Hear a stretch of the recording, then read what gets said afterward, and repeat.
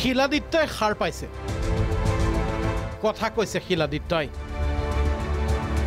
কিন্তু কথা একেবাৰে হয়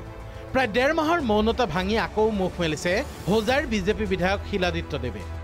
কাক লৈ ৰাজ্যত বিৰাজ কৰা উত্তলা পৰিৱেশত বহুবলকি বিধায়কজনক মুখ মেলিবলৈ বাৰণ কৰিছিল স্বয়ং মুখ্যমন্ত্ৰী সোণোৱালে কাৰণ শিলাদিত্যই মুখ মেলা মানে বিপদ কিন্তু পৰিস্থিতি কিছু খামকটাত শিলাদিত্য আকৌ সৰব কাৰণ শিলাদিত্যৰ অনুভৱ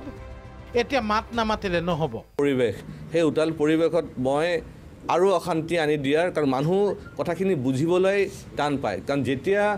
মানুহ আন্দোলনমুখী হয় তেতিয়া যুক্তিৰ কোনো কথা নাথাকে মই প্ৰায় 1.5 মাহ একো মাত মাতা নাছিলোঁ কিন্তু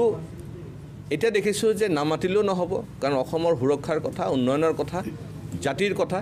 আৰু জাতিৰ কাৰণে মাত মাতি যাম অৱশ্যে শিলাদিত্যৰ কথাৰ সুৰ একেই আছে এনআৰচিত অন্তৰ্ভুক্ত হৈছে 80 লাখ বাংলাদেশী মুছলমান কেন্দ্ৰৰ প্ৰস্তাৱিত এনপিআৰ আৰু দেশজোৰা এনআৰচিক আদৰণি জনাই শিলাদিত্যৰ মন্তব্য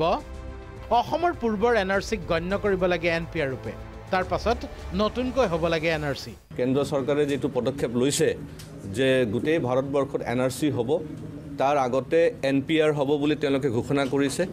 আমাৰ এনআৰচিখিনিও তেওঁলোকে যেন এনপিআৰ হিচাপে ঘোষণা কৰে আৰু গোটেই ভাৰতত যেতিয়া এনআৰচি হ'ব এনআৰচি পাতিব লাগে 1951 বেচিছত তেতিয়া মই ভাবোঁ আমি এই যে 80 লাখ বাংলাদেশী মুছলমানৰ নাম অন্তৰ্ভুক্ত হৈছে জালি কাগজ দি পেলাই সেইখিনি আমি চিনাক্ত কৰিব পাৰিম অৱশ্যে কা সন্দৰ্ভত শিলাদিত্যৰ ভাষ্য নাই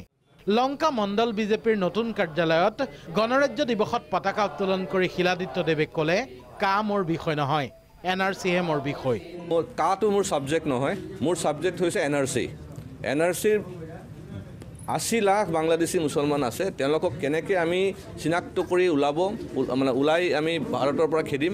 লংকাৰ পৰা হেমন্ত কুমাৰ গোস্বামীৰ ৰিপৰ্ট প্ৰাগ নিউজ